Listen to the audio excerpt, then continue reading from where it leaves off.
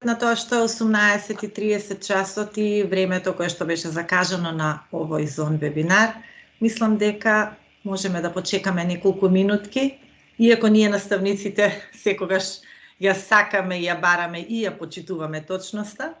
Доколку се согласувате, можеме 2-3 минутки да почекаме заради некои технички проблеми со некој во уклучувањето или пак некој што е втора смена попладне. Сметам дека ова е време на враќање од училиште.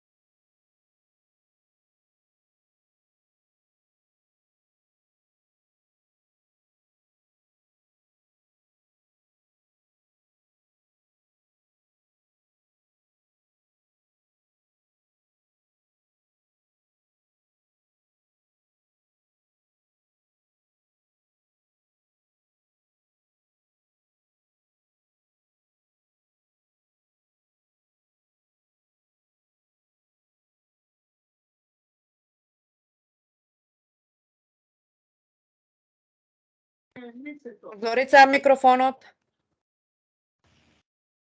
Така. Сметам дека може да почнеме со вечерашниот вебинар. За тие што не се вклучени, ќе споделат со веќе присутните. Добра вечер, почитувани присутни. Јас сум Зорица Адамчевска, одделенски наставник во Општинско основно училиште Петре Попарсов во Богомила и вечерва сум во улога на модератор. И оваа вечер ја имам честа да го отворам вториот поред Зон вебинар и пред се да искажам голема благодарност до сите вас кои пројавивте голем интерес да се запознаете со вечерашната тема креативни пристапи за развивање на критичкото размислување во наставата по македонски јазик. А сега кратка биографија за предавачот на нашиот вечерашен вебинар, Сонја Трифуновска. Сонја е одделенски наставник ментор во Општинското основно училиште Гоце Делчев во Тетово. Влюбеник е во својата професија и во нејзиното 15 годишно искуство континуирано развива креативни пристапи во наставата. Како резултат на нејзините 25 снимени лекции и креирани 20 игровни активности за колективниот портал Едуино, таа станува дел од првата група на Едуино амбасадори. Активно учествува во Едуино игратонот, а за раниот детски развој споделува искуства во рубриката EduTalks на платформата Едуино Ран детски развој. Сонја има креирано многу наставни материјали кои ги споделува со наставниците. На платформата за учење JetMinds има поставено лекции по математика и природни науки. Автор е на едукативна сликовница со дигитални задачи Петар учи за здрава храна и рецензент на неколку прирачници. Во незината работа посебен акцент става на воннаставните активности. Има реализирано многу мултикултурни и проектни активности, како и учествувано на културни манифестации и гостувања во телевизиски емисии. Со своите ученици има добиено награди на меѓународни, регионални и општински надпревари, како и на литературни, ликовни и фотоконкурси. Сонја е вистински пример за изреката "Ако се сака, се може". Како сопруга и мајка на 4 прекрасни момчиња, таа успешно е посветена на нејзиниот професионален развој. Можеби во некоја прилика ќе ни открие тајната за успехот на секое поле. Сонја беше презентер на Едуино вебинар за развивање на креативни вештини преку визуелни приказни и обучувач за медиумска и јазична писменост. Со својата работа 2 пати има добиено признание за заслуги во образованието на Сдруженијето Вешта жена, а во својата општина има добиено признание за особен интерес во образованието и афирмација на општина Тетово. За себе ќе каже дека е среќна што ја работи оваа професија, што ја посакувала уште од малечка, бидејќи работата со децата ја исполнува и секој училишен ден за неа е креативен предизвик. И да не заборавам да кажам дека ја викаат и Славејче заради нејзиниот прекрасен глас. И пред да завршам со оваа кратка и многу скромна најава со оглед на богатата професионална биографија на Сонја, морам да кажам дека голема чест и задоволство е да ја имаш Сонја за пријател, за соработник, другар, мотиватор, личноста која со радост и огромна посветеност започнува и реализира се што ја исполнува и што ја прави среќна. Па зарем тоа и не е клучот на една успешна личност? Пред да ви се обрати Сонја, сега би сакала да ви дадам насоки како би можеле вие после завршување на незината презентација да се вклучите во дискусија, доколку сакате дополнително појаснување или имате некои прашања во врска со вечерашната тема. Тоа можете да го направите со опцијата за подигање на рака, што се наоѓа горе на лентата рачето, на тој начин што усно го поставувате вашето прашање, а можете и во опцијата Q&A да го запишете вашето прашање и доколку некое прашање не биде одговорено во интерес на времето, нели? Секако дека одговорот ќе биде испратен на вашиот мејл. А сега уште и пред самиот почеток ве замолувам во моментов да се најавите на menti.com и во прозорчето за код да го внесете кодот кој што во моментов го гледате на вашите екрани и да одговорите на 2 прашања. А можете истовремено тоа да го направите и со вашите мобилни уреди со скенирање на кодчето кој што сега го гледаме на екранот и без да имате потреба од внесување на овој повеќе цифрен код. Одговорите ќе ни бидат важни за да имаме представа во колкава мера ние како наставници ставаме акцент на критичкото размислување кај нашите ученици. Марија, да погледнеме првото прашање на Менти, доколку веќе се уклучени присутните. Значи, внесуваме во пребарувачот menti.com, во празното поле го ставаме кодот што го гледаме на екранот и веќе верувам дека ви си има појавено прашањето. Првото прашање, колку сметате дека е важно да се развива критичкото размислување кај учениците? Ова најверојатно се однесува кај учениците уште од најрана возраст. Значи, верувам дека сите не радува тоа што последното нема воопшто гласови. Сонје? Би сакала јас да се вклучам. Дали се слушам, Зорица? Да, Сонје, така. Многу ме радуваат овие одговори. Тоа ни кажува дека кај нас наставниците многу е голема свеста за потребата од развивање на критичко размислување кај учениците. Еве се уште имаме 0 одговори кај не е важно. Значи, можне солидни одговори се овие. Ова всушност Сонја да ни го наговестува одговорот на следното прашање како да ни го наговестува, бидејќи он кој што ја гледа важноста ќе бара начин да ја примени, нели? Сигурно ќе има и примена. Ќе видиме сега. Значи, 57 од присутните одговориле дека е многу важно, 4 дека е важно, да, еве се уште се зголемува бројот на првата опција, многу важно.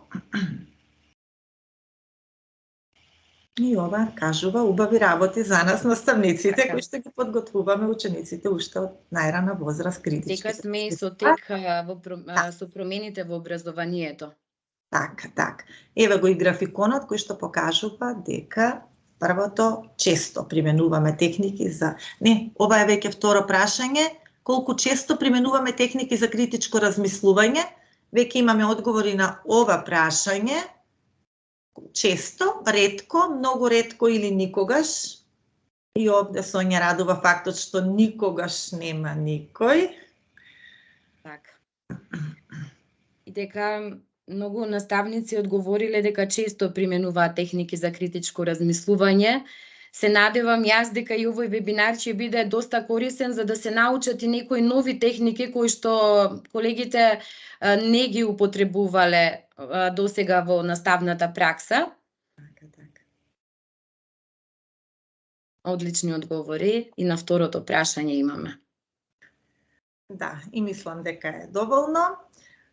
Токму пред нас го имаме нашиот вечерашен предавач, да ги дополни или да ги потврди размислувањата со своји собствени примери, да ни ја потврди важноста на критичкото размислување, повели Сонја. Најпрвин сакам да посакам добра вечер на сите присутни и да се заблагодарам за прекрасното, навистина прекрасно представување, да искажам големо задоволство што вечерва сме во толку голем број со цел професионално да се развиваме. Ја поздравувам и идејата на Сдруженијето на оделенски наставници учител за организирање на вебинари под мотото "Практично делуваме, добри практики споделуваме", на кој ќе имаме можност ние наставниците меѓусебно да си помагаме, за да биде поуспешна нашата работа. Вечерва на овој прв вебинар под ова мото сакам да ви представам неколку активности од мојата училница, за кое што лично сметам дека е добро да ги споделам, бидејќи забележлив е ефектот во резултатите од учење кај моите ученици и би можеле и вие да ги примените во својата работа. Ве охрабрувам и вие да ги отворите вашите училници и да покажете добри примери од наставата и да се пријавите како презентери на овие вебинари. Добро е да учиме едни од други, што е тоа што добро се покажало во нашата наставна пракса. За вечерашниот вебинар искрено размислував долго на која тема да зборувам и што да издвојам од мојата работа и одлучив активностите што ќе ги прикажам да бидат во рамки на критичкото размислување како вештина на 21. век, вештина која се бара на меѓународните тестирања и која ги подготвува учениците за предизвиците во животот. Исто така при изборот на активностите. Сакав да ги издвојам оние за кои што се потребни минимум ресурси. Значи само молив и хартија, табла и креда, за да бидат изводливи за изведување во секоја училница. Се надевам дека примерите кои што ќе ги прикажам сега од мојата училница ќе бидат и мотивирачки за примена. А сега би започнала со мојата презентација. Темата која што ја избрав, ја напомена и Зорица, тоа се креативни пристапи за развивање на критичко размислување во наставата по македонски јазик. Овој вебинар би го започнала со една мисла која што е мощна и важна, дека образованието не е учење на факти, туку тренирање на умот како да размислува. Ова е мисла на Алберт Ајнштајн, која што ни укажува дека и ние како наставници не треба да обрнеме внимание како учениците меморираат и до какви факти дошле, туку начинот на кој што тие размислуваат. Бидејќи тоа е она што е важно, критичкото размислување, и тоа ќе ги подготви учениците за предизвиците кои што ќе ги имаат во животот, проблемите на кои што ќе наидуваат, професиите кои што ќе треба да ги работат, и заради тоа мислам дека со оваа мисла многу ни кажува за целта која што ја имаме ние наставниците во нашата образовна работа.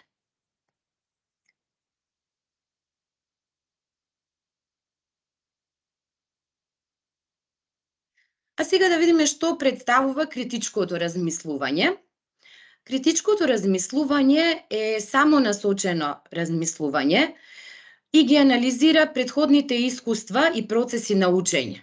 Избегнува вообичаени препреки и носи одлуки за да создаде нови, иновативни идеи при решавање на проблемите. Зошто тоа е самонасочено размислување? Затоа што ученикот сам треба да дојде до решението на проблемот или пак да донесе некаква одлука, а при тоа наставникот не треба да му ги покажува кои чекори треба да ги измине за да стигне до целта. Претходните искуства за ученикот се мощно важни, кои што тој ќе ги искористи при процесот на учење и доаѓање до одредени решенија. А зошто пак избегнува вообичаени препреки? Затоа што при процесот на критичко размислување ние треба учениците да ги научиме како да размислуваат од различни агли, да гледаат на проблемот од различни перспективи и на тој начин ќе преминат преку препреките кои што ги имаат кои што ќе најдат за време на проблемот, а потоа треба да донесат одлуки кои што одлуки ќе се базираат на докази и ќе создадат нови, иновативни идеи кога го решаваат проблемот. Сега да видиме кои се вештините за критичко размислување. Првата вештина е поставување на прашање. За училницата да биде интерактивна, всушност наставата да биде интерактивен процес, најважно е поставувањето на прашањето. Прашањата треба да бидат добро формулирани, треба да бидат разновидни. Постојат прашања кои што се од отворен и од затворен тип. Прашањата се разбира од затворен тип кои што нудат најчесто опции со да и не. Треба помалку да ги употребуваме, а повеќе да употребуваме прашања кои што се од отворен тип, каде што учениците ќе можат да се искажат и да се насочи подобро начинот на нивното размислување. Потоа, секако дека анализата е важна вештина за критичко размислување. Учениците прават анализа и на различни проблемски ситуации кои што им ги представуваме во наставата, во наставните активности. Потоа исто така за време на анализа на најразлични текстови. Истото се случува кога прават анализа и на некоја математичка задача. Значи, анализата е важна вештина која мора да се развива кај учениците. Следното кое што е значајна вештина е комуникацијата и соработката. При развивањето на вештините за критичко размислување, треба секогаш да имаме на ум дека е подобро кога учениците соработуваат и комуницираат меѓу себе, на тој начин тие разменуваат идеи. Всушност, ние треба учениците да ги ставаме почесто да работат во тандеми или пак во групи, за да го разменуваат мислењето и на тој начин да си формираат и сопствен став. При овој процес секако дека се развива и креативноста и имагинацијата кај учениците, кое што пак потпомага за создавање на нови идеи и на тој начин да се дојде до решавање на проблемите кои што се поставени. Зошто толку е важно критичкото размислување? Критичкото размислување ја стимулира љубопитноста кај учениците, а љубопитноста е важен чекор за да се пројави кај учениците мотивација за учење, спознавање на околината, спознавање на сето она што го има околу нив. На тој начин се стекнуваат со знаења и со вештини. Значи, тоа е првиот чекор кој што води кон успех во учењето.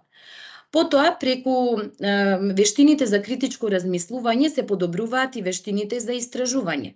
На кој начин?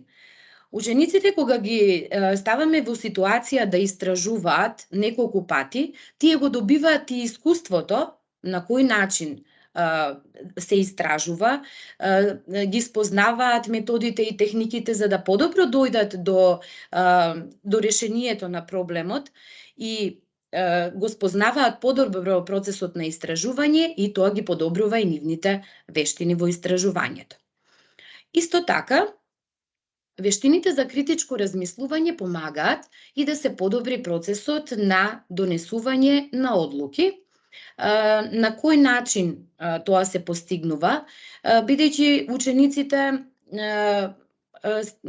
разменуваат мислења помеѓу себе, значи се користи комуникацијата и соработката помеѓу учениците, тие на крајот донесуваат одредена одлука која што ќе се темели на одредени докази или на одредени факти и со самото применување почесто кај нив се подобрува и процесот за донесување одлуки.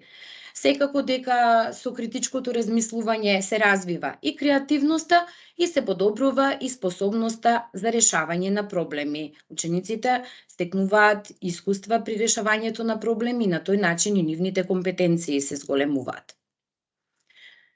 И сега од тоа произлегуваат и задачите наши како наставници.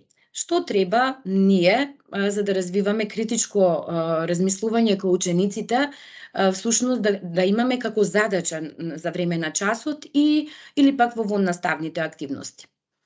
Ние имаме важна задача да ги подготвиме учениците за нивната иднина, за сите предизвици со кои што ќе се соочуваат во општеството.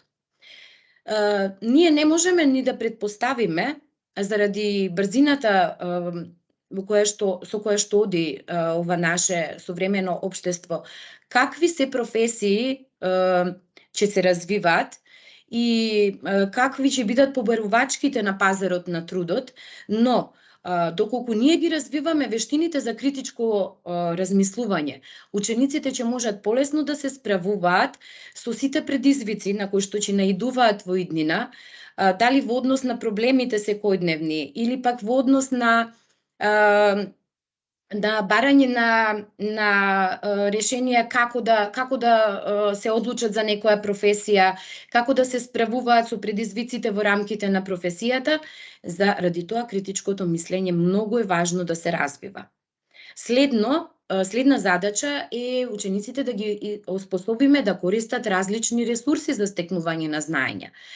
Ресурсите денес се насекаде околу нас и ние треба да ги оспособиме учениците дека ресурси можат насекаде да најдат. Можат да најдат преку интернет, преку енциклопедии од постарите.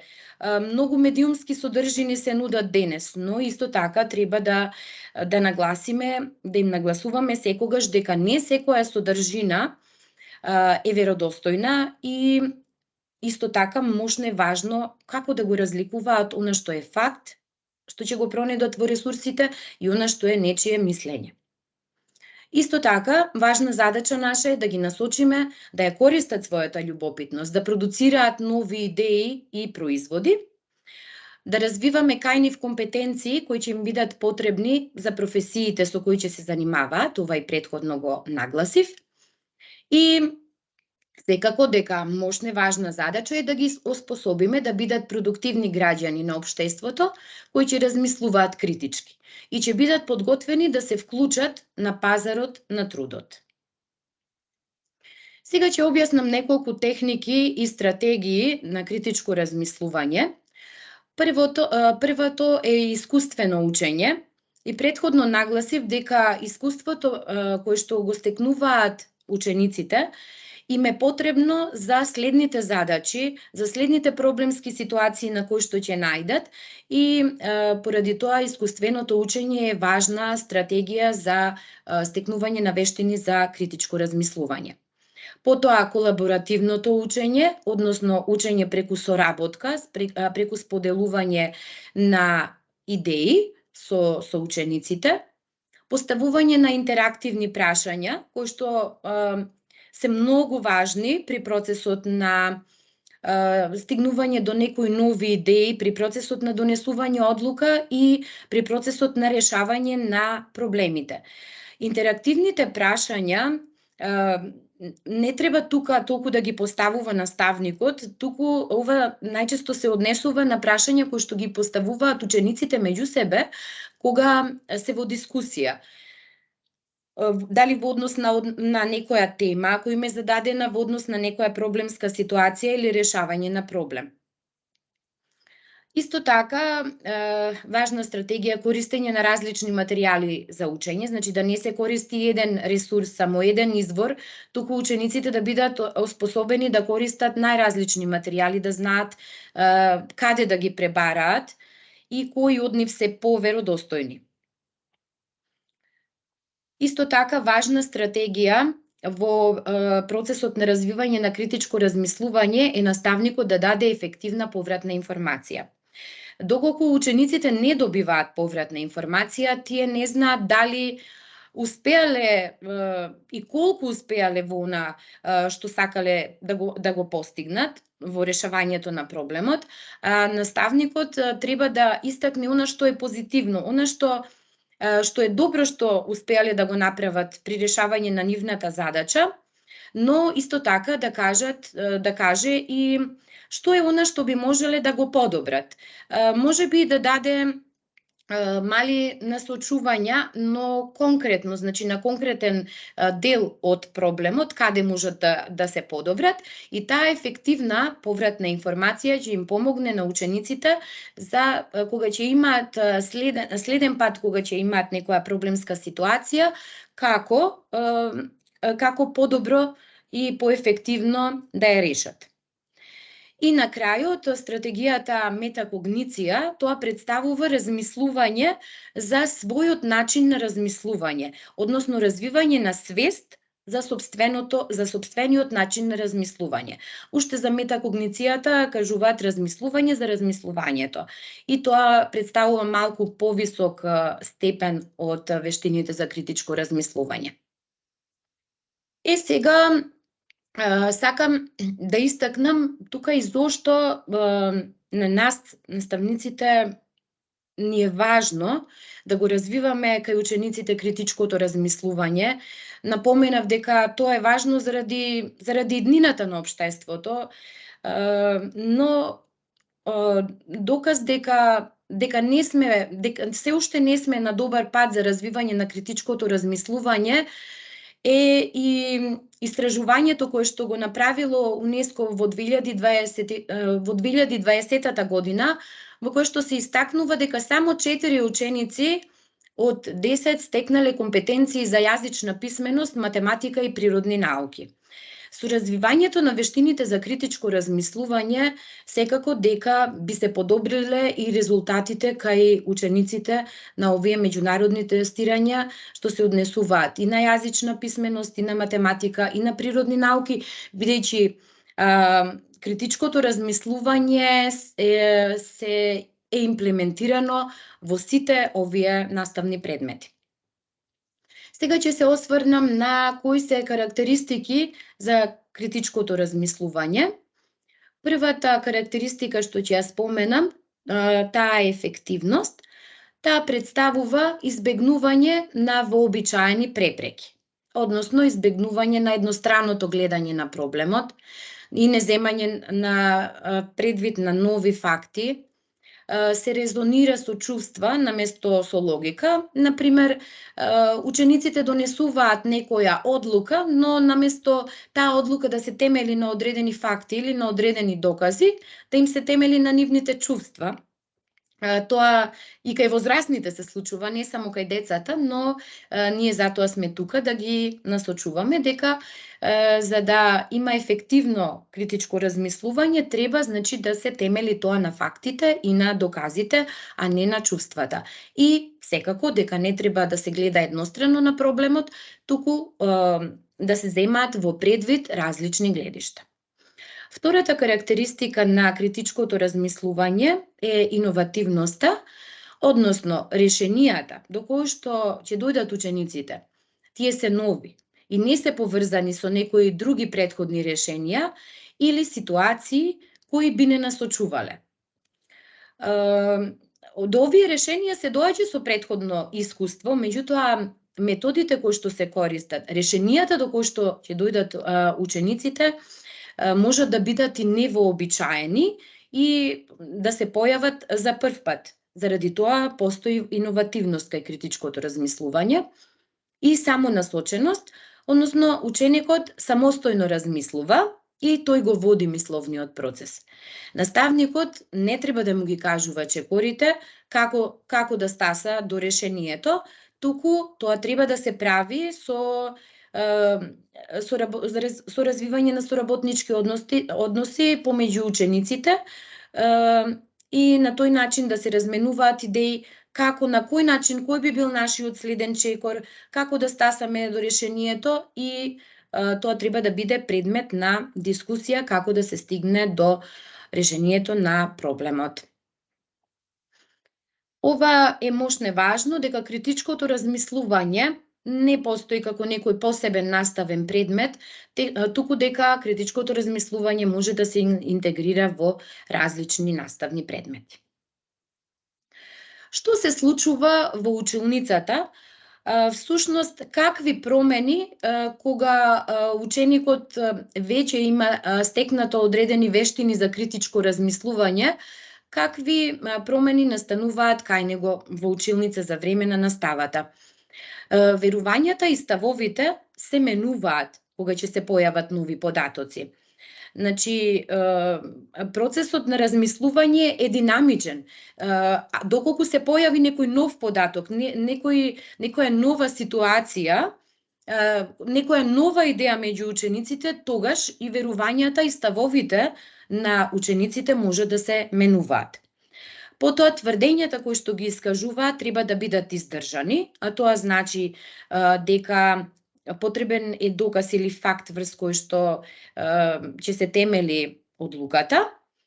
Емоциите секогаш треба да бидат издвоени од разумот. Може да се поставува прашање во врска со емоциите, например, како се чувствувавме додека ја работевме задачата или некој слично прашање, меѓутоа кога се работи на одреден проблем, значи мора да произлегуваат одлуките од доказите, односно да преовладува тука разумот. Решенијата можат да бидат непредвидливи. Значи, учениците кога кажуваат некои решенија, кои што можеби на нас ни изгледаат дека се нелогични, не треба да им кажуваме дека не, тоа не е во ред тоа решение, бидејќи било кое решение е добре дојдено, затоа што тоа може да ги наведе кон некое подобро решение, а ние сме им кажале дека тоа не е во ред и тие нема да го земат во обзир, заради тоа треба да им се даде слобода при размислувањето. Потоа постои интелектуална дивергенција, тоа значи дека се генерираат постојано нови идеи, бидејќи има размена на идеи помеѓу учениците. Вистината се темели на факти, на разум, а не на нечие мислење и на верување. Заради тоа, овде е многу важно учениците да направат дистинкција што е тоа факт, а што е мислење, да го разликуваат за да знаат нивните тврдења дека треба да се темелат на факти, а не на нечие мислење. Целиот процес е истражувачки процес, се разбира и дека се користи при тоа логички јазик и термини.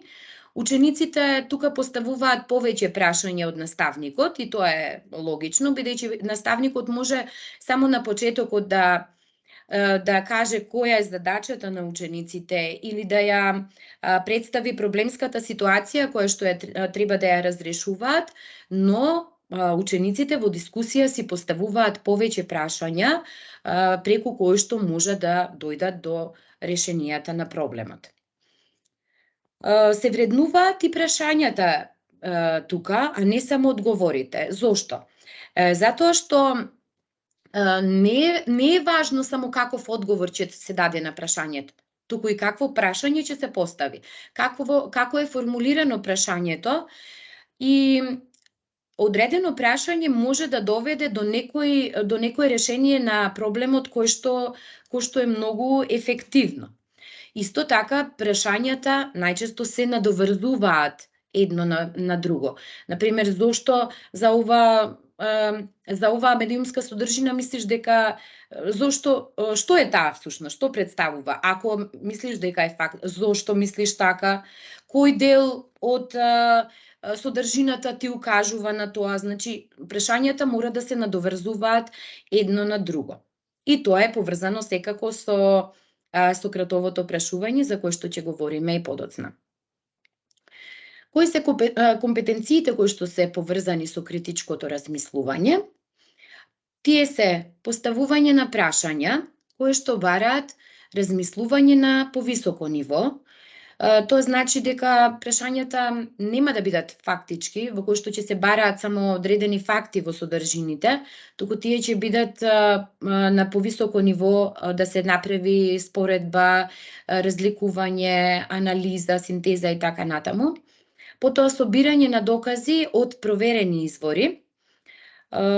Ние треба да ги научиме и учениците да разликуваат од каде може да најдат поверодостојни содржини и ресурси кои што ќе им помогнат при решавањето на некој проблем. Исто така, секое мислење кое што ќе го изразат треба да биде подкрепено, се разбира, со аргументи. Треба да се земаат предвид различни перспективи, а не да се гледа на проблемот еднострано, само од една страна. Исто така, треба да ги оспособиме за решавање на проблеми, како да ги разбираат причинско-последичните врски, да бидат независни и само мотивирано да размислуваат и се разбира да донесуваат докази, одлуки врз основа на докази, и тоа и претходно го нагласив. За да може да се развиваат вештините за критичко размислување, многу е важно ние да создадеме околина за учење. Каква таа треба да биде? Се разбира дека околината за учење треба да биде безбедна, да биде стимулативна за учениците, да поттикнува, да дава поддршка на учениците во она што го учат, да дава исто така слобода за размислување.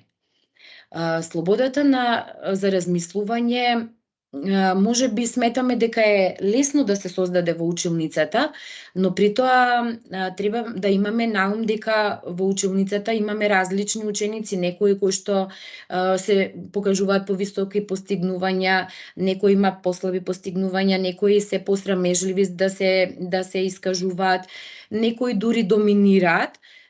И ние мора да создадеме атмосфера во која што ќе ги поттикнеме и оние ученици кои што потешко се изразуваат, повеќе се срамат, значи да им дадеме поттик да го искажат своето мислење и слобода за размислување. Средината исто така треба да биде мотивирачка за поставување на прашања. Секое прашање кое што е поставено во училницата заслужува одговор од учениците, ако е поставено, се разбира, затоа што ако кажеме не е добро прашањето или ај сега нема на тоа прашање да дадеме одговор или немаме време за да дадеме одговор, тогаш не можеме да ги мотивираме учениците понатаму да поставуваат прашања, може би некогаш имаат прашање и што е важно, меѓутоа нема да го постават, заради тоа кога немаме време за време на часот треба поинаку малку да најдеме начин како да им кажеме на учениците дека тие прашања секако дека треба да бидат одговорени, но можеби на следниот час во интерес на времето или побитните прашања да ги одговориме тогаш. И околината исто така мора да биде поттикнувачка за истражувања. Секако дека и околината треба да биде богата со ресурси, со катчиња, учениците треба околу себе да имаат ресурси од кои што ќе можат да учат, но и ресурси кои што ќе ги поттикнуваат на понатамошни истражувања.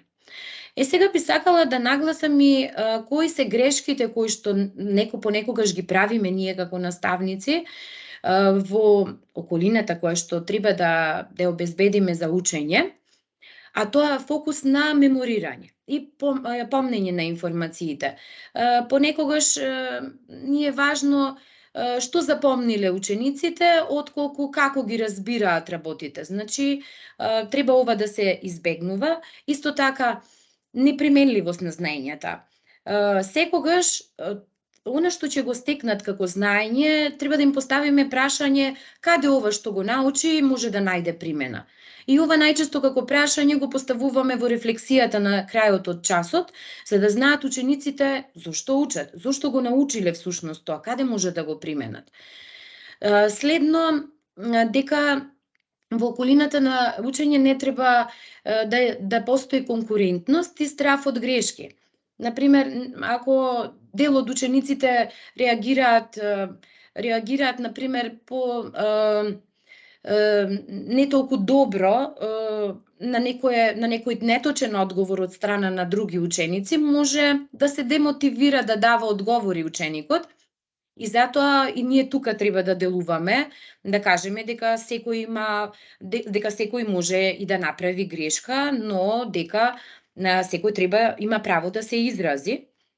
И исто така во околината за учење не треба да има чувство на несигурност да го изрази секој своето мислење. Или да мислиме дека само учениците кои што доминираат дека нивното мислење е важно, туку да истакнеме во нашата училница дека мислењето на секој ученик е важно. И кога ние во работата со учениците и фронтално тоа ќе го искажуваме, истото учениците ќе ги научиме да го применуваат и кога работат во тандеми или пак во групи.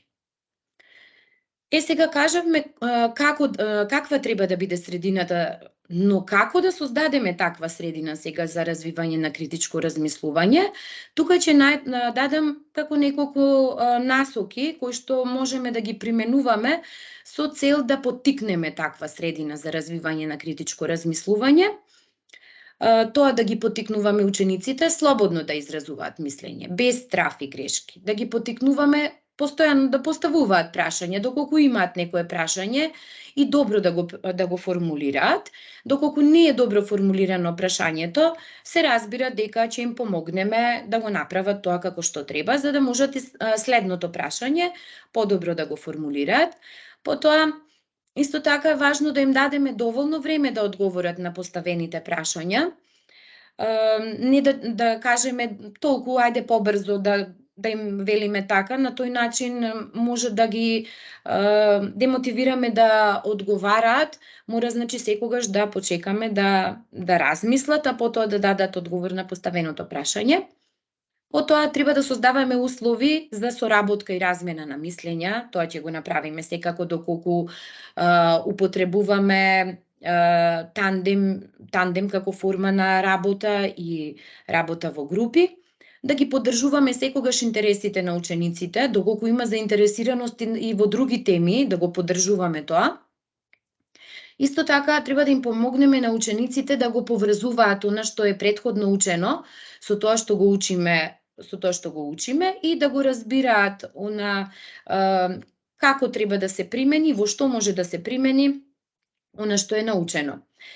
Поврзување на претходното искуство, секако дека тоа го правиме најчесто на почетокот на часот во воведните активности, кога го поврзуваме претходното искуство, она што претходно сме го учеле со новата лекција, а примената на ученото го правиме најчесто во рефлексијата од часот. Потоа исто така треба да поставуваме прашања кои бараат длабинско размислување, односно прашања кои што нема да бидат фактички, туку кои што може да бидат и предвидувачки, прашања кои што ќе бидат инферентни, кои што ќе бараат повисок степен на размислување и вклучување на некои длабоки мисловни процеси. Исто така треба да ги поттикнуваме учениците да собираат информации и докази од различни извори, да ги научиме да ги подкрепуваат ставовите со докази и на тој начин ќе формираат поцврсти ставови, ќе бидат посигурни во себе си, да ги мотивираме да гледаат на нештата од различна перспектива, не само од едно гледиште, и да ги поттикнуваме на креативни идеи и на размислување. Надвор од кутијата. Доколку се појави некоја идеја која што е поневеројатна ни изгледа, не ни одговара на проблема, значи не треба да кажеме дека не е во ред таа идеја, туку да се даде било кое решение на кој што сметаат учениците дека е добро, но при тоа и да дадат образложение за него. Сега ќе истакнам неколку техники кои што може да се применуваат во наставата и кои што го поттикнуваат критичкото размислување. Првото е различни перспективи. како различните перспективи ќе му помогнат на ученикот да го развива критичкото размислување.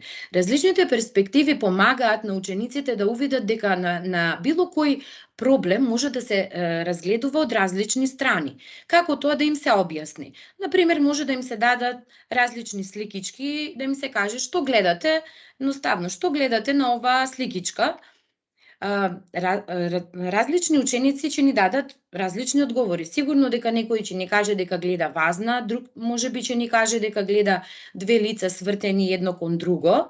Со тоа ќе увидат дека секако дека може да се гледа од различно гледиште на работите. Еве, например, и на оваа сликичка, каде што гледаме дека најпрви ќе забележиме или верверичка, или пак можеби лебед, некој прво ќе забележи.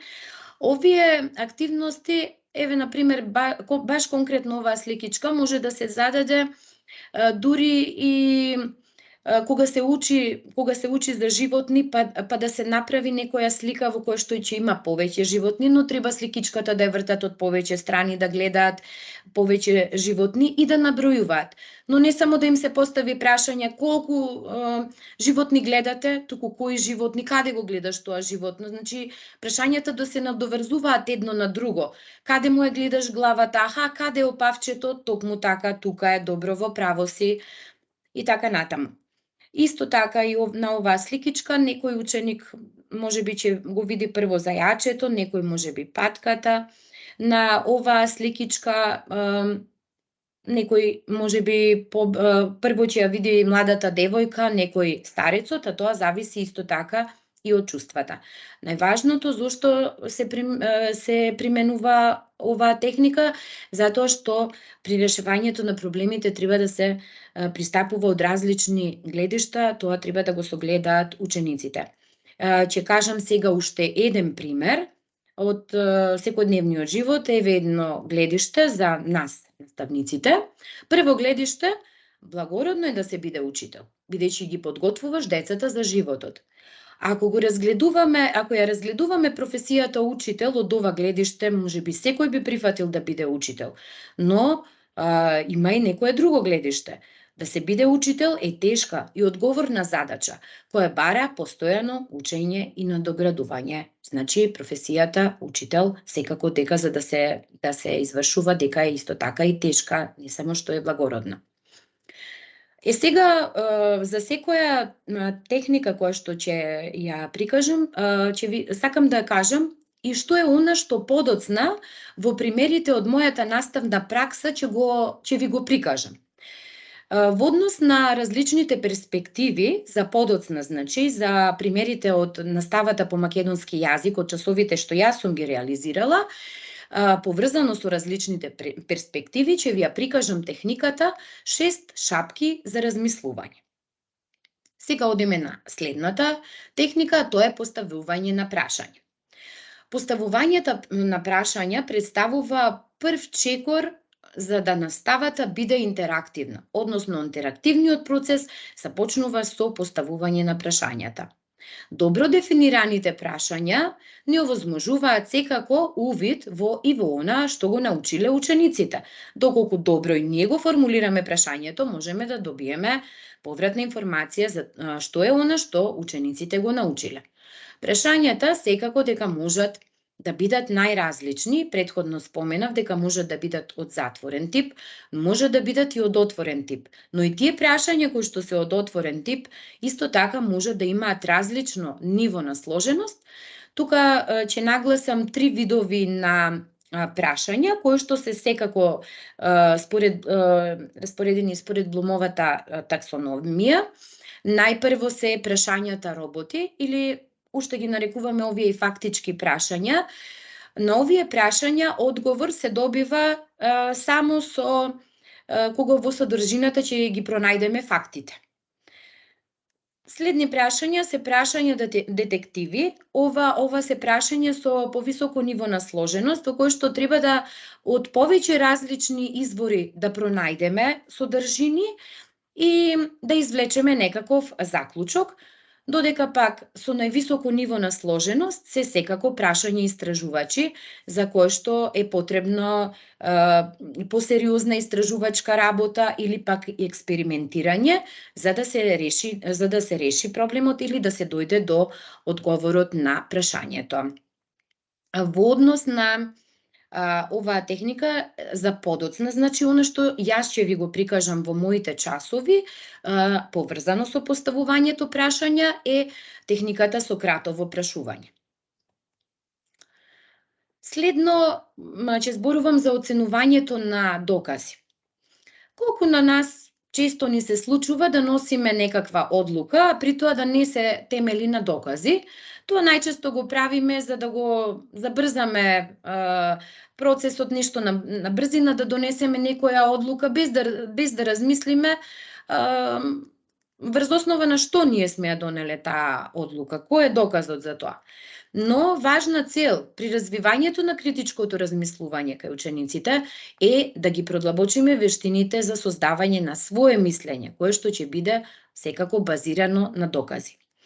Кога сме кај оценувањето на докази, тука е важно, и претходно споменав, да се прави разлика помеѓу тоа што е факт и што е мислење. Фактот представува, всушност се однесува на вистинитост, која што може да се докаже, додека пак мислењето представува лично убедување. И овие два поими учениците треба да ги разграничуваат. Ние преку вежби треба тоа да го постигнеме кај нив, и јас за таа цел подоцна, значи кога ќе ги покажам практичните примери од мојата настава, ќе применам техника 2 вистини и 1 лага, во која што учениците ќе детектираат факт или мислење. Следна техника представува решавањето на нерутински проблеми. Што се всушност нерутински проблеми?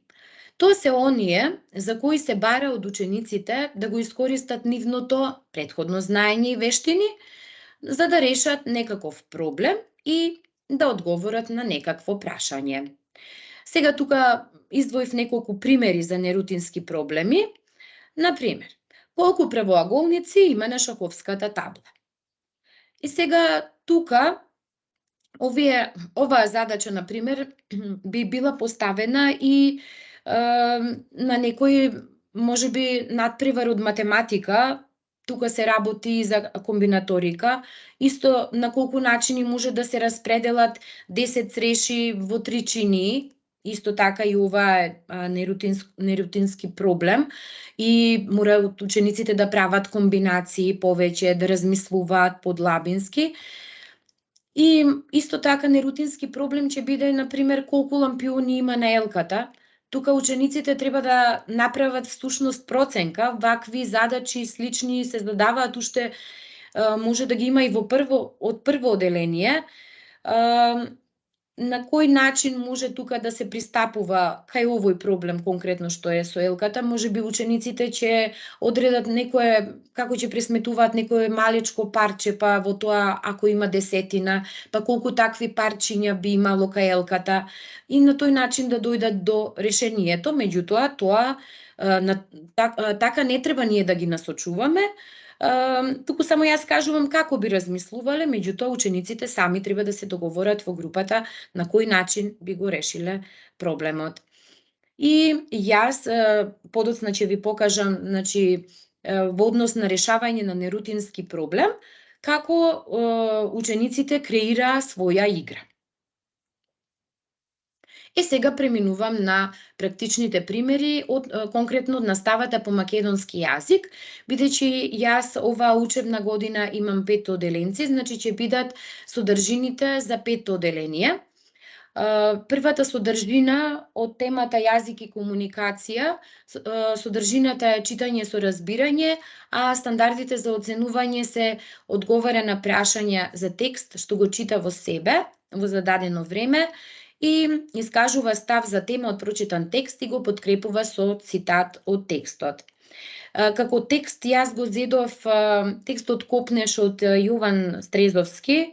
Најверојатно и повеќето од вас се сеќавате на неговата содржина во која што има едно дете Љупчо кое што не може да се движи, се движи само со помош на штаки, не може често да оди во дворот и заради тоа што е принуден повеќе да седи во собата, тој си прави хартиени птици и ги пушта, но наминувачите тоа им пречи, сметаат дека прави ѓубре во дворот и заради тоа доаѓаат кај него на врата, но лекарот им објаснува всушност дека Љупчо е болен од мислам дека беше од церебрална парализа, така. Сега што ќе биде тука воведна активност? Всушност што јас избрав за воведна активност, учениците ги поделив во групи по 6 и тоа во групи по 6 заради тоа што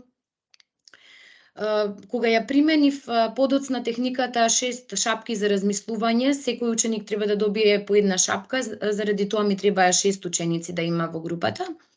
Во рамки на групата се поделени по парови во воведниот дел и разговараат што знаат за децата со попреченост, односно можат и да раскажат некоја случка. Најпрво споделуваат во рамки на пар, но подоцна може да споделат и во рамки на групата. Бидејќи сакав јас да има на овој вебинар и да ви покажам мали исечоци од она што се случува на часот, ќе ви пуштам тука и видеоматеријал, кус ќе биде, се разбира, меѓутоа мислам дека ќе биде ефективно да го пуштам. Се разбира дека децата додека ги снимав не се однесуваа баш толку природно како кога не се снимани, меѓутоа секако дека материјалот мислам дека ќе помогне. Само да ми дадете повратно дали се слуша.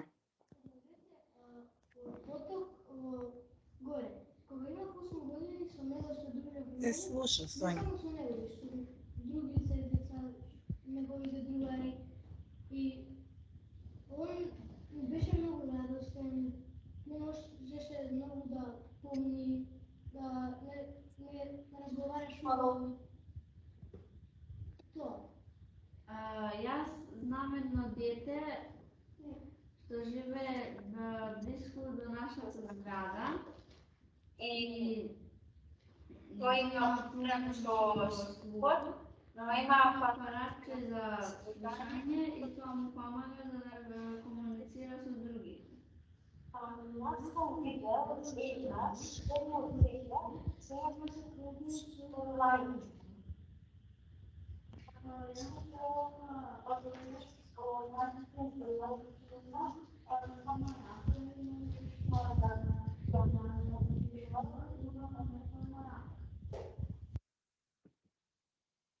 Се надевам дека го проследивте овој видеоматеријал. Ова укажува и на тоа колку е важно претходното искуство кое што го имаат учениците во врска со темата што ќе биде разработена во следниот текст. И сега во главните активности учениците остануваат во група и се применува техниката 6 шапки за размислување, при што се искористува поставување на прашања и различни перспективи. При тоа ресурси се користат работни листови и коцка. Учениците најпрво ја фрлаат коцката и секој ученик добива по една шапка. Секоја шапка има одредено значење. Например, контролната шапка управува со процесот на размислување, односно ги објаснува што се задачите на сите членови во групата, го помага процесот на размислување. Белата шапка се однесува на информациите или на фактите од текстот. Црвената шапка се однесува на чувствата, односно на проблемот се пристапува од аспект на предчувства, чувства или интуиција. Потоа, жолтата шапка се користи за искажување на позитивни страни, за барање вредности и придобивки. Црната шапка е позната како судија и посочува зошто нешто нема да функционира како што треба, и зелената шапка ни се фокусира на креативноста, на можностите и на новите идеи. Како што кажав, распределбата на шапките со фрлање на коцка, тука од фотографиите можете да видите дека се користи едноставна хартиена коцка која што е составена и на секој зид од коцката има по една шапка. При тоа, секако дека кажав, сината шапка е контролна и управува со активностите, дава напатствија на работа и го следи целиот процес во групата. Тоа е сината шапка. Белата шапка има за задача да напише прашања кои што ќе се однесуваат на фактите во врска со содржината на текстот копнеш, а потоа за одговорите дискутираат во рамки на групата. Сакам да напоменам дека учениците го читаат текстот во себе, а потоа секој ученик врз основа на задачите од работниот лист си запишува прашања кои што се однесуваат на неговата шапка. Црвената шапка има за задача да напише прашања кои ќе се однесуваат на чувствата во врска со содржината. Жолтата шапка пишува прашања кои ќе се однесуваат на позитивните страни во врска со содржината на текстот. Зелената шапка прашања кои ќе се однесуваат на креативноста и можностите во врска со содржината на текстот. И негативните страни, тоа е припаѓа на црната шапка и треба да запише прашања кои ќе се однесуваат на што е она што би можело лошо да тргне во врска со содржината на текстот. Од тука сакам да напоменам дека кога ја користев оваа техника 6 шапки на размислување, во 4-то одделение, минатата учебна година, не ја користев на овој начин, затоа што користењето на техниката може да биде во различни варијанти, во зависност од возраста на учениците. Во 4-то одделение, јас, например, на работниот лист за секоја шапка ги поставував прашањата. Значи, учениците веќе учеа какви можат прашања да имаат во однос на факти, во однос на чувства, на позитивни страни. Значи, минатата учебна година им задавав работни листови со прашања за факти, за чувства, за позитивни страни, нови идеи, додека оваа учебна година започнав сами да формулираат прашања за секој аспект, односно за секое гледиште на проблемот. Сега, секој ученик си состави прашања во зависност од шапката што ја доби и прашањата се споделуваат со групата. Можете тука да примените најразлични варијанти. Може секој ученик во зависност од шапката да одговори на прашањето, но тогаш нема толку голема соработка, нема дискусија.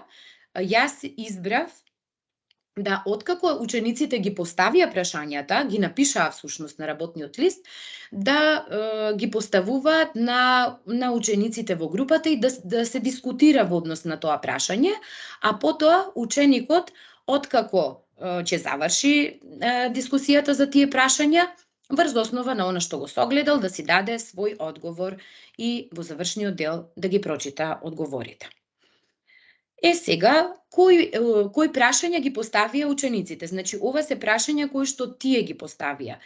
Ученикот кој што ја имаше белата шапка, постави прашање. За кого се зборува во овој текст? Каков проблем имал Љупчо? Кому му пречеле птиците? Значи, ова се прашања на кои одговорот може да се најде во самиот текст, односно фактите од текстот.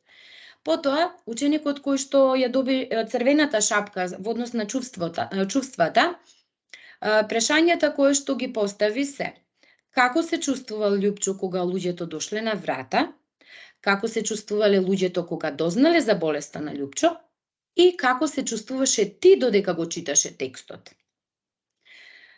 Потоа, прашањата кои што ги постави ученикот кој што имаше жолтата шапка за позитивните страни.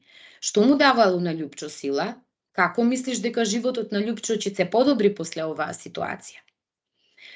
Гледате дека различен број на прашања поставија, тоа во зависност од можностите на ученикот, во зависност од шапката што е добиена. Еве, например, за црната шапка ученикот постави само едно прашање. Што би можело да се случи ако докторот не им кажал на луѓето за проблемот? Значи, нешто ќе се случило лошо. Што е тоа што ќе се случи лошо? Тоа значи веќе е предвидувачки прашања. И ученикот кој што ја доби зелената шапка постави две прашања. На кој начин луѓето можат да му помогнат на Љупчо? И тука многу идеи можат да се родат. И што би можел Љупчо да прави за да не биде осамен? Исто така и тука многу нови идеи можат да се добијат од страна на учениците.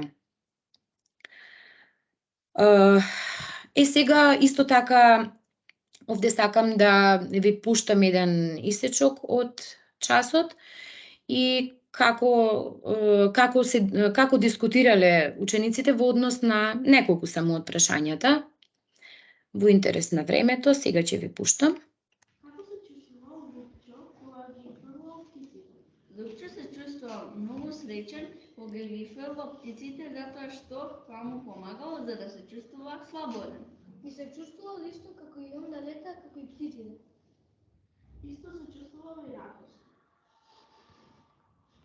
Што би можел Љупчо да прави за да не биде тажен и осамен? Може да снима YouTube видео. Може да црта, може да бори, може да пушува, може да научи и таблица. Може да напише книга, така што ќе покаже на сите колку е тешко да биде парализиран. Сега тука сакам да нагласам дека секако дека ние кога земаме теми од инклузија, дека секако се трудиме кај учениците да развиваме инклузивен јазик. Сигурно забележавте дека ученичката користеше и термини кои што не се согласно со инклузивниот јазик, но наше е да укажеме после тоа како, на кој начин можела да се изрази и така натаму, за да се користи повеќе инклузивниот јазик. И во наставата се разбира и надвор од наставата и во секојдневниот живот. Во завршниот дел од часот, врз основа на дискусијата, учениците ги запишуваат и ги читаат одговорите.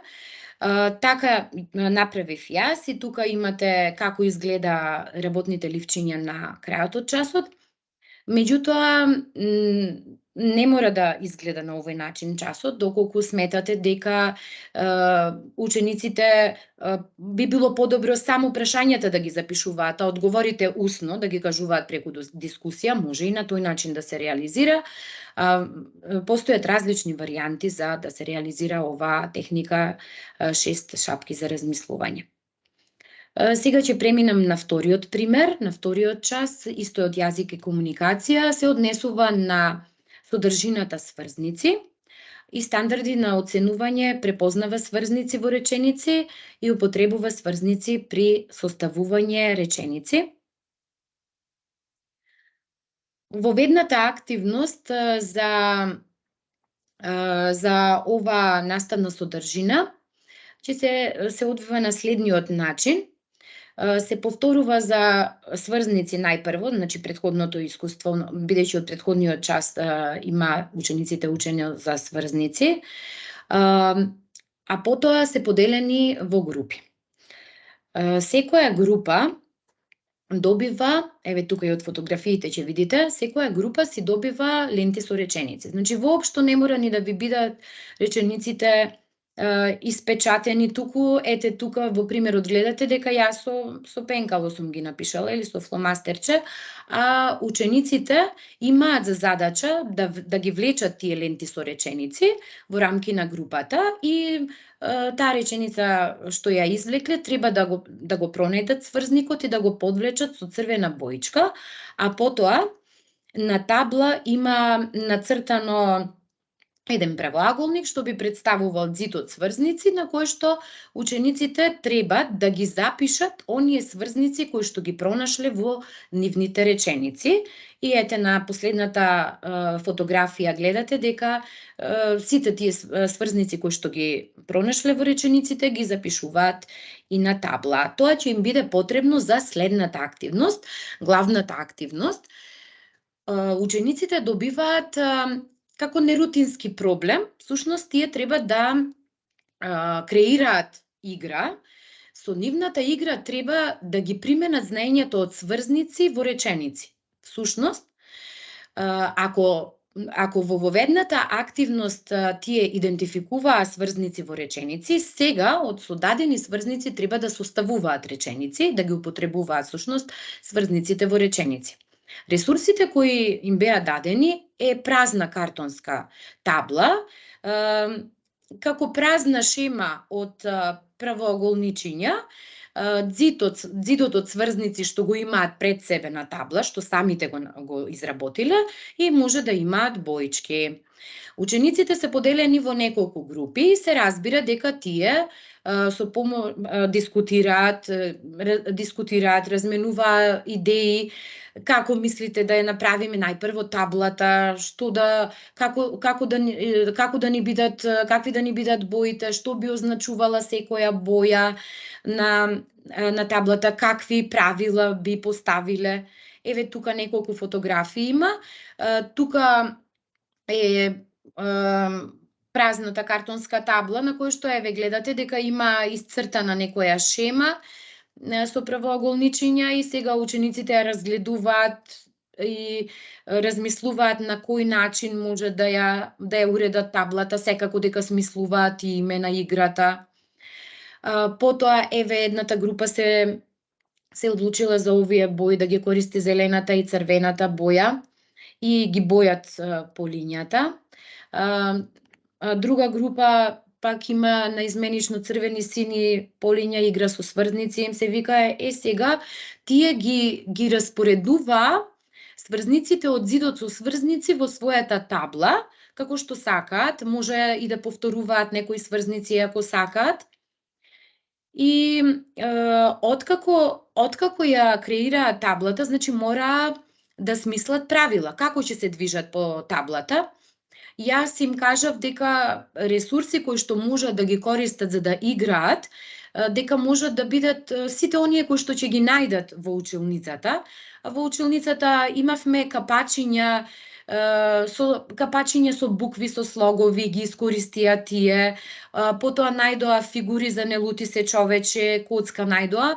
Меѓутоа една група сакаше да работи со микробит на тој начин да ги добива 0, 1 и 2 броевите.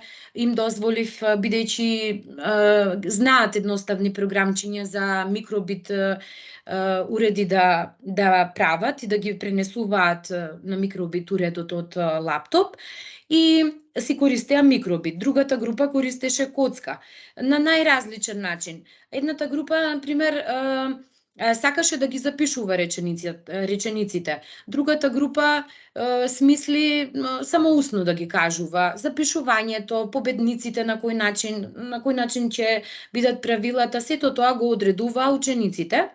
И сакам да истакнам дека додека дискутираа и додека се договараа околу правилата, беше интересно затоа што секој сакаше нешто да додаде. Меѓутоа, кога правилата ги применија конкретно во играта, кога започнаа да играат, веќе нешто некаде во некоја група нешто не одговараше, па се случуваше и да менуваат. Тоа е тој нов момент кога ќе се појави дека е динамичен процесот на критичко размислување. Значи децата се адаптираа врз основа на новиот момент што им се појави во играта, па смислија нема да одиме например, како што сакаме, во која насока ќе одиме, да речеме, по редови или по колони. Значи, самите се смислува, или ќе ги покриваме по линијата со капачиња, оние сврзници што се веќе кажани. На најразличен начин покажаа и учениците различни идеи И што е многу важно, освен тоа што развиваа вештини за критичко размислување, сами создадоа ресурс за учење, бидејќи и да не стасате да ја играат играта неколку пати за време на часот, тука се другите активности кои што ги имаме според концепцијата. Дури на одмор можат учениците да ги повторуваат овие знаења од сврзници со ресурс кој што сами го создале и верувајте дека ќе им биде повеќе мило да играат со ресурс кој што сами го создале, отколку нешто вие да им испечатите и да им наметнете. Еве сега тука ќе ви прикажам и видео материјал од играта со сврзници и тука е прикажано и како се договараат мал-дел, но и како ја играат играта. Ќе ги напишеме сите. Играта ќе биде да свртиме коцка и ако ќе стигнеме овде. И например кога ќе ни стигне некој број, например 5, и ќе одиме некој правец. И кога ќе стигнеме на сврзник, треба на бел лист да напишеме својата реченица. Секој ќе има бел лист. Да, со сврзниците. Не, и реченица, своите сврзници. И после ќе видиме кој има највише сврзници, не сврзници, реченици, и ќе победи тој.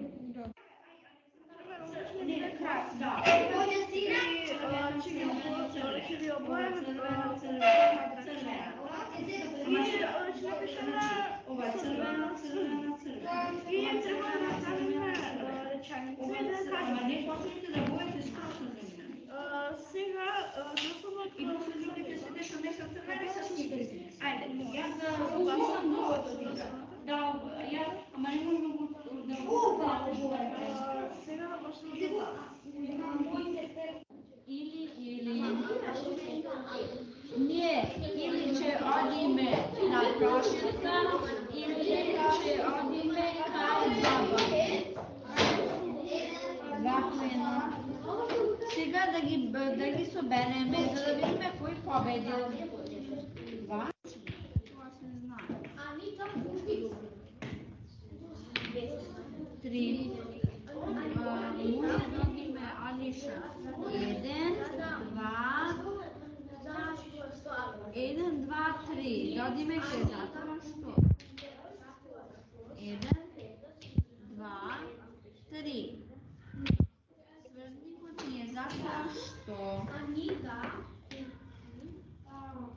ние сакаме да одиме на прошетка затоа што е убаво времето. Дали ни е точно? Да.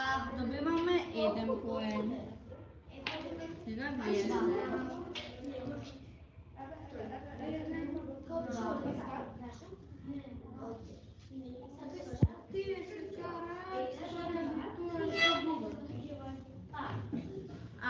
Дали ви нова тетрадка, а друга ми купи нов мојот. Ти си Јована? Имаш 6.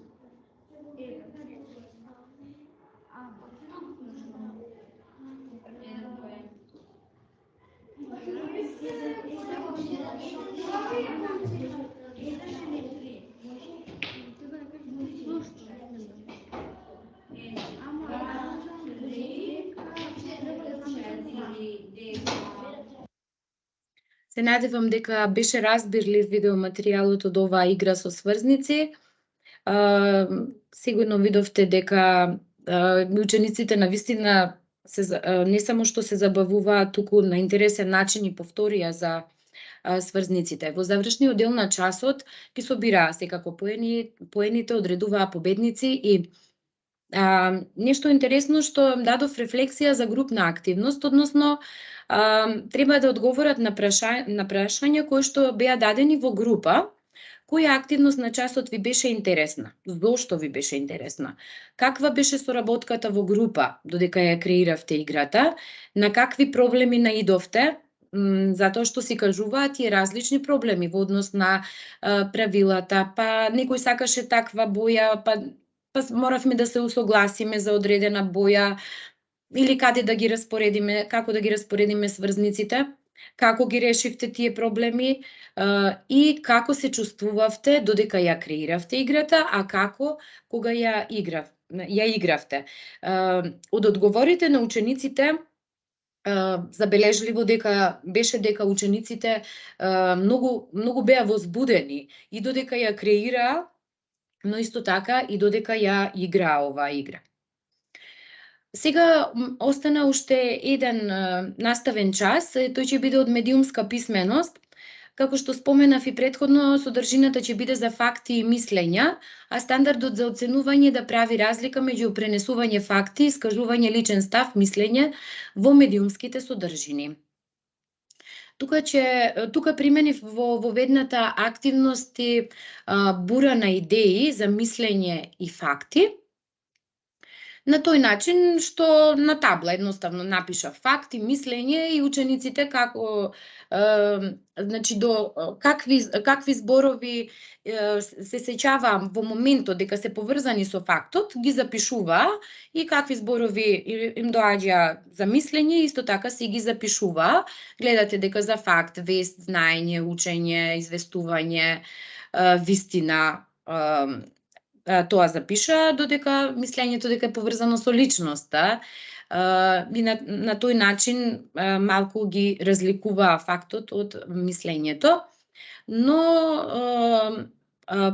подоцна, исто во воведниот дел, извлеков две медиумски содржини. Првата медиумска содржина, Пелестер е највисокиот врв на планината Баба со надморска височина од 2601 метри и кучето е најверниот пријател на човекот.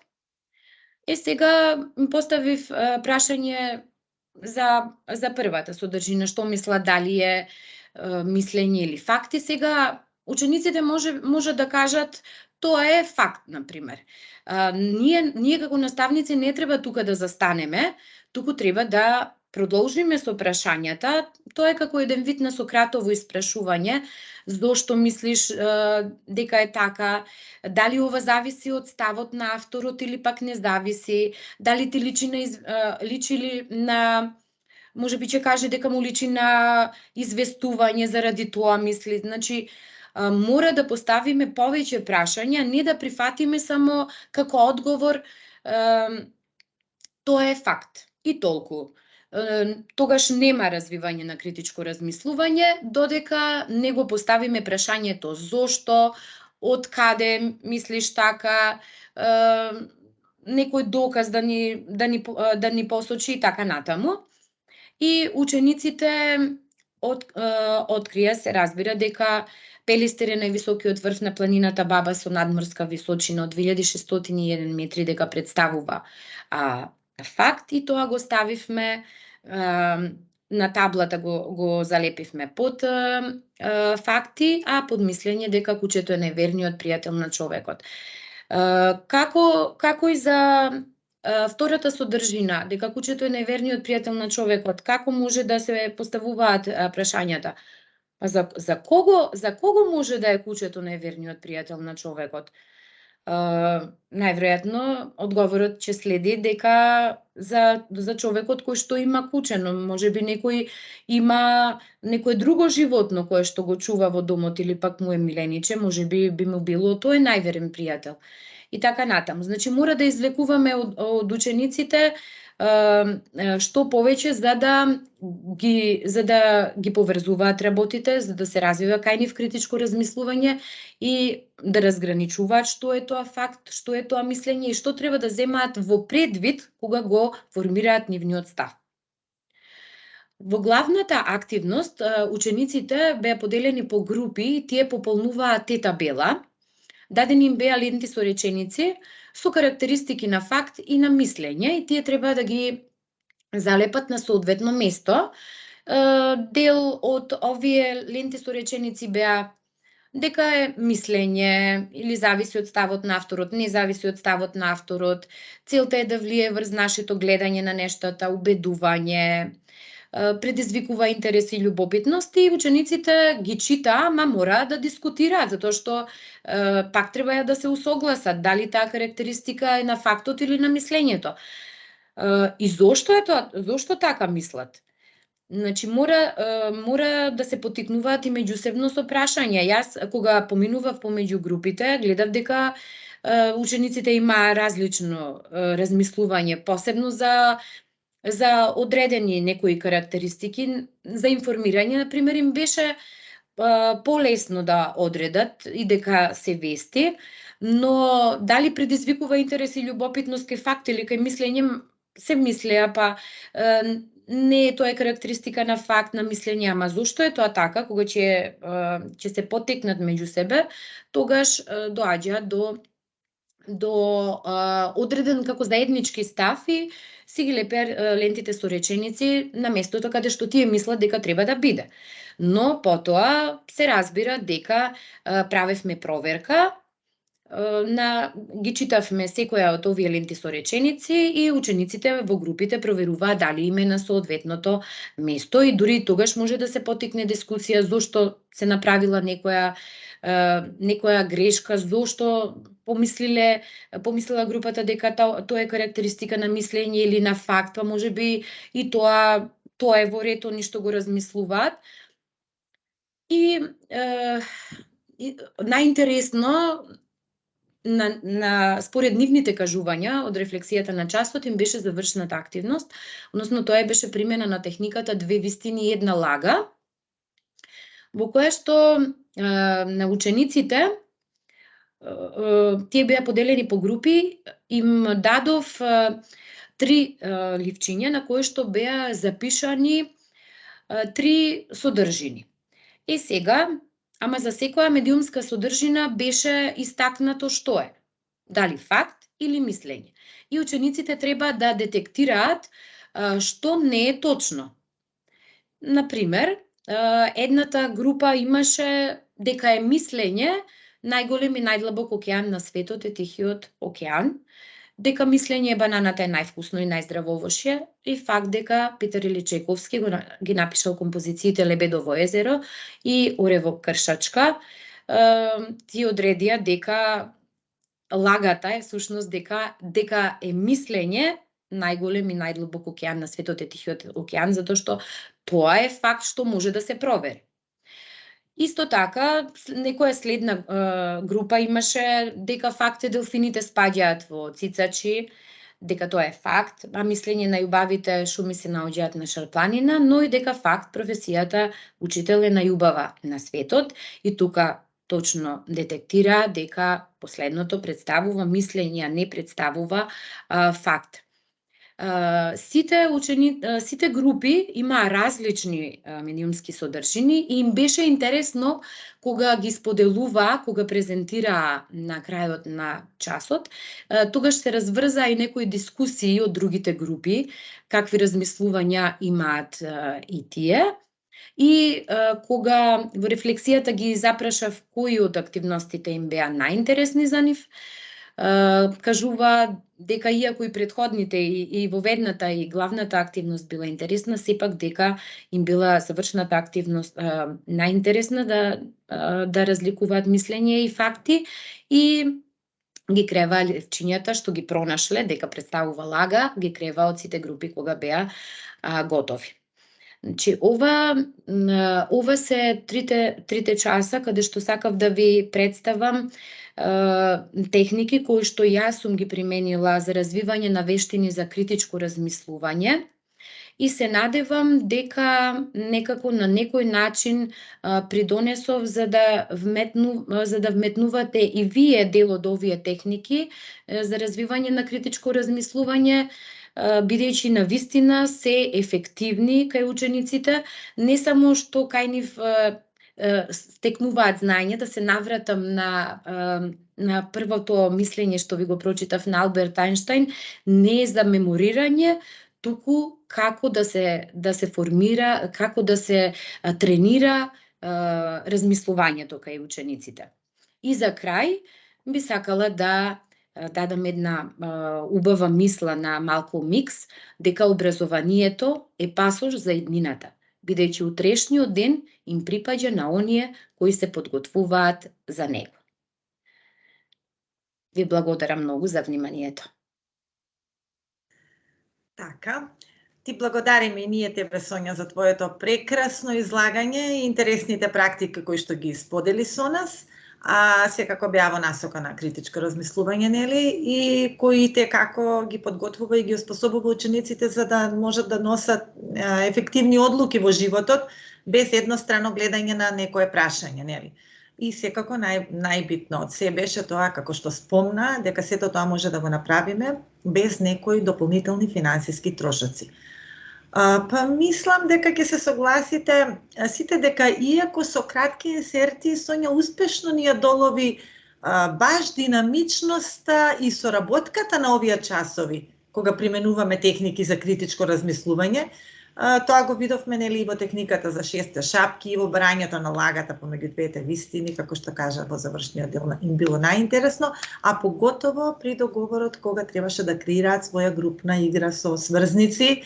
И сметам дека тука ни побуди многу идеи, Сонја, дека сето ова може да биде и со друг вид на зборови. Дури јас се сложувам дека и помалите ученици со примена на именки, глаголи не мора да бидат 5 одделенија, нели?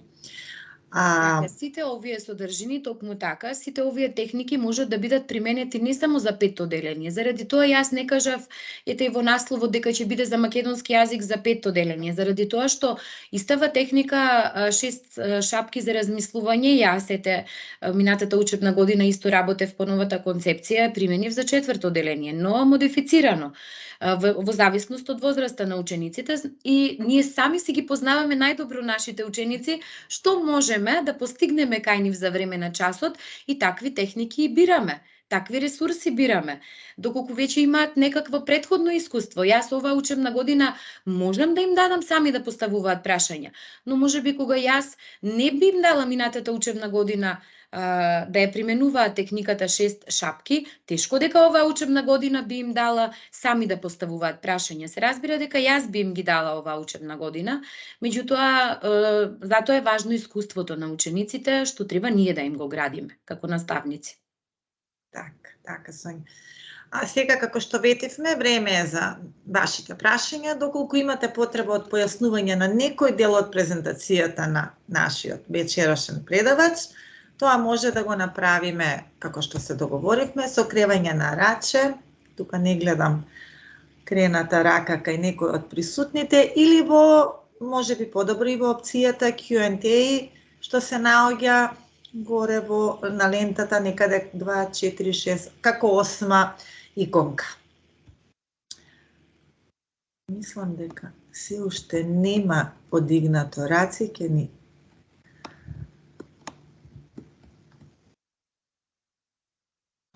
Па Сонје, iscrpi се толку сликовито и објаснени долови, што дури можеби немаме потреба да те прашаме и се срамиме можеби да те прашаме.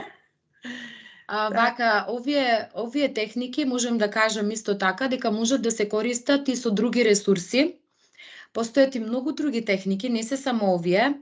Например, постои и техника за и против, каде што може да искажеме нешто, дали например е ова годишно време дали е за вас убаво, зошто е убаво? Некои се за есента, некои не се. Зошто? Да прашаме, да ја примениме техниката, учениците да се отворат, да ги искажат своите чувства, но важно е да ни посочат зошто е тоа така, зошто тоа го истакнале. Сега гледам дека нема прашање, меѓутоа сакам да нагласам дека техниките може да се применуваат и кога учениците се на помала возраст. Не мора да бидат тие 4 и 5 одделение, може од прво одделение да се применуваат, но не мора целосно, како што се, туку да ги направиме првите чекорчиња за тоа. Со самото поставување на прашања кои што ќе бидат малку на повисоко ниво, или да им даваме сликички од каде што ќе гледаат од различна перспектива, и на тој начин да ги воведуваме во критичкото размислување. Сонја, ја имаш честа првото прашање да ти го постави советникот, господинот Ване Маневски, така да повелете, советниче. Добра вечер на сите. Добра вечер. Честитки за убаво организираната вечер. Гледам по доста голем број. Честитки за предавачот, Сонја навистина готвила да приведе еден убав настан. Иако подобривањето на поканата има сосема различна представа за ова што ќе се случи денеска, меѓутоа крајот ја оправда моите очекувања. Во текот на долгиот, мора да кажам, теориски дел на почетокот од оваа вечер, Сонја спомна некој податок дека само 4 ученици се стекнале со критичко мислење, да стави во недоумица дали треба да се затворат сите институции, ако во Македонија само 4 ученици се стекнале со способноста за критичко размислување. На што беше, од каде е изваден тој податок? Овој податок е мислам на светско ниво. Истражувањата се на УНЕСКО од 2020 година. Податокот е од прирачникот British Council.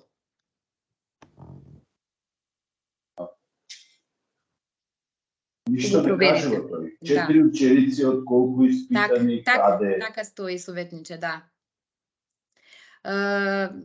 Всушност така да ни каже дека многу треба да работиме на развивањето на критичко размислување и дека резултатите може да бидат многу подобри од колку што е сегашната ситуација. Тука се моите колеги со кои што ги реализиравме обуките за новата концепција и за новите наставни програми, во кои што еден модул осветливме на критичкото мислење, односно имавме тестирање, да се истестираме колку ние како наставници имаме развиено чувство за критичко мислење. Што мислите на тестовите? Сигурно го поминавте и вие, дали како обучувачи или како слушател на обуките, се сеќавате ли дали ние како наставници, ние како советници имаме развиено критичко мислење? Основа за развивање на критичкото мислење кај учениците е наставниците да имаат развиено точно. Компетенции, така е. Нас се уште е тоа на ниско ниво.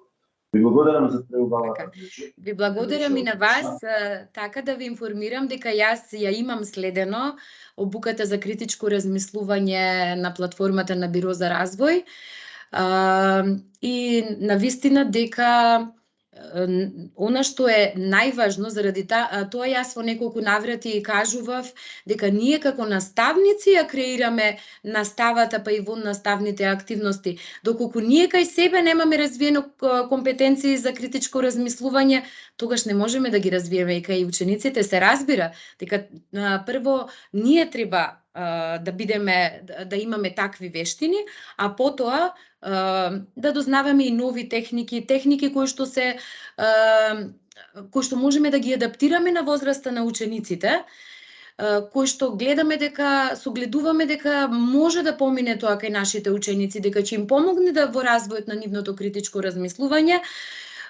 Верувајте дека со самата примена тоа ќе ни даде стимул за понатаму уште посложени техники да развиваме, каде што нивното критичко размислување ќе го доведеме на повисок степен. И една сugestија за крај, посакам пријатна вечер. Се надевам дека организаторите ме слушат, ме следат. Нека бидат наредните вебинари малку побогати со искуство од вашата практична работа и тоа малку подетализирани нека ги следат реализираните сценарија и постигнатите стандарди. Значи, нека биде акцентот на вебинарите вашата практична работа. Благодарам. Се надевам дека сугестијата ќе имате пријатна вечер и успешна работа, добро здраве на сите. Ви благодарам многу. Јас секако дека сакав да ставам акценти повеќе на практичните активности, меѓутоа сметам, од свое искуство и од контакт со наставниците, дека развивањето на вештини за критичко размислување послабо го знаат и повеќето наставници и дека ја немаат сите следено обуката за критичко размислување и заради тоа обрнав и внимание и на теоретскиот дел. Меѓутоа, добра е сугестијата дека подобро е да се обрнува повеќе внимание на практичните елементи, што е она што ние сме забележале кај нашите ученици дека имало ефект и тоа да го пренесеме на колегите за да може и тие да го применат и да има ефекти кај нивните ученици. Ви благодарам многу на сугестиите.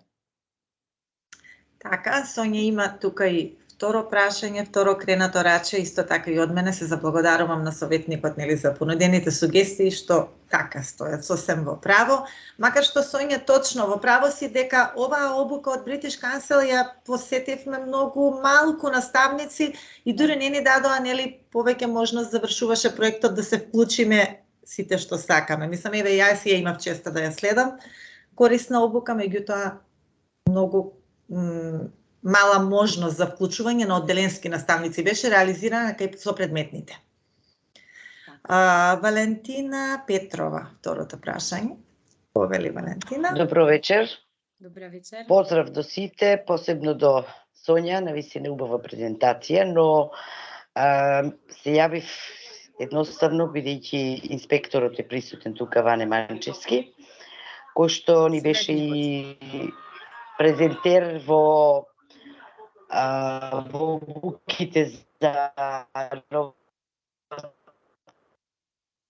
концепција за четврто деление годинава. Ќе го замолам ако има еден ваков вебинар со кратко, јасно и добри насоки за дополнителна и додатна настава, бидејќи нас ни беше кажано едно, а инспекторите кои што ни доаѓаат од во училиште, од процентен инспекторат, ни бараат сосема друго. И сега, еден нешто напишал, па друг се бара, па трето, значи ние лутаме и едноставно подлежиме на некакви, не знам да речам, касни, не знам што и како. Значи, едно ни беше кажано, според новата концепција, според наставниот план и програм, според измени во Законот за дополнителна и додатна настава, а се бара сосема друго. Ако може, еден ваков вебинар, бидејќи сега мислам дека навистина долго време сме вклучени, концентрацијата веќе паѓа на сите, да организира еден ваков вебинар со помош на Сдруженијето на одделенски наставници ЗОН и да ни објасни како треба да се водат дополнителна и додатна, кои што во новиот наставен план и програма ги нема. Благодарам. Прашање има и колешката Слободанка. Може да го поставиш слободно, Слободанка, твоето прашање. Повели? Раче има кренато, а сега дали тоа се однесува или случајно е кренато рачето кај Слободанка? Не можам. Не е случајно. Не, мислам дека дали се слушаме сега. Да. Да. Не е случајно. Сакав само како еден одговор, што јас можеби оптимистички гледам на тоа од 10 ученици 4 дека успеале. Доколку се почне од помала возраст. Ако имате одделение од 20 ученици, некаде просекот се 4 ученици, значи 8 ученици имате. До 5-то одделение вие ќе имате идеална комбинација за мали критичари и дебататори. Така што не го сметав нешто како поразително, а при искажувањето како да го почувствував дека мал е фидбекот од оспособувањето на учениците. Само сакав да кажам дека јас гледам позитивно на тоа. И кога еве и преку British Council кога ги посетувавме тоа и вака, треба да се трудиме стварно, значи не мора секогаш часот како час. Секој дел од нашиот говор да бара нешто, а што би било, кога би било, како би можело ова, така што се повеќе и повеќе ќе се создават. Сепак е ова еден процес, кој што треба, нели, па потоа предметните наставници ќе го земаат. Значи, ова беше извонредна презентација кај што имаме техниките, кај што го имаме развојот, но дали ако забележавме, нели во групата, самите даваа приоритет на оној кој што говорно повеќе може да ја искаже реченицата, но се сослушува, па размислува и тие, па по едно зборче дополнува. Значи, тоа е веќе една група на ученици која што може критички размислува. Целото оделение беше една критична, нели, група спојната. Секогаш ние имаме, да не ги заборавиме дека секако индивидуалните способности се индивидуални способности и од друга страна имаме ученици кои што фактографски учат и тоа треба да го прифатиме и да им го да им го вреднуваме како такво, но се наоѓаат баш околу не јас прочитав вака и вака, сигурен сум дека ова е факт затоа што така пишуваше, таму го прочитав. Така што цифрата 4 мене не ме загрижува, напротив, ми дава за еден долгорочен дека генерацијата од прво до 9 оделение ќе бидат малте, не се извинувам на сарбизмот, група која што добро обучена ќе биде, клас по клас. Благодарам.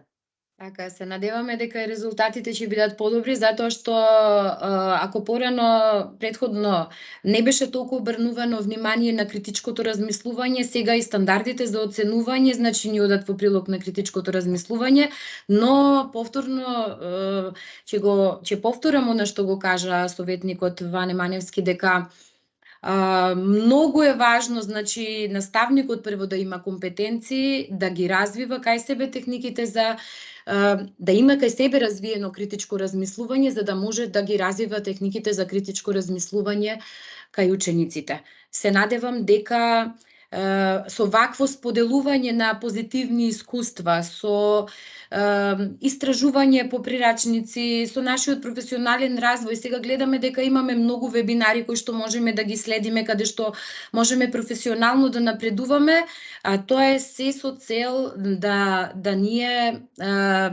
развиеме ученици, кај учениците да развиеме личности кои што ќе бидат подготвени за општеството и за предизвиците кои што ги очекува во иднина. На тоа и мислев. Значи, порано, јас сум од постарите учителки. Имавме причинско-последични врски, односи, барање преку прашања. Имавме приоди визуелно размислување, развивање на говорни вештини. Така што сплетот и споделувањето ваквите искуства може да се направи една добра, основа за, база со која што ќе може да се споделува и помладите да учат, а секако се тие по искуствено желни за да научат. Така. Знате, повели се јави за збор или прашање и нашата председателка на Сдруженијето. Благодарам, Зорица. Пред се сакам да искажам голема благодарност до вас двете вечерва, што Сонја сподели своето секојдневно искуство, морам да кажам, од незината училница, меѓутоа што ни сите ние можеме практично да го примениме. Благодарам што вие двете го скршивте мразот за споделување на добри практики и, како што кажа и советникот Ване, наша цел е како Сдружение на оделенски наставници да споделуваме преку вебинарите, да ги споделуваме нашите практични изработки со учениците, она што активности кои што ги планираме со учениците и кои што може да бидат применливи во сека училница, истите да бидат секогаш, со мене малце знаат да се пошегуваат колешките, ки скористам ситуација да речем да бидат економични многу, да можам на од едно ливче 4 работни ливчиња да извадам, но тоа е затоа што ние доволно даваме од својот джеб за активности кои што сакаме да ги примениме со децата. Прво и основно, ќе ви кажам дека се додека вебинарите и семинарите, работилниците ги користиме за да научиме нешто ние ново, кој што ќе го примениме во нашата училница, тогаш тие имат ефект.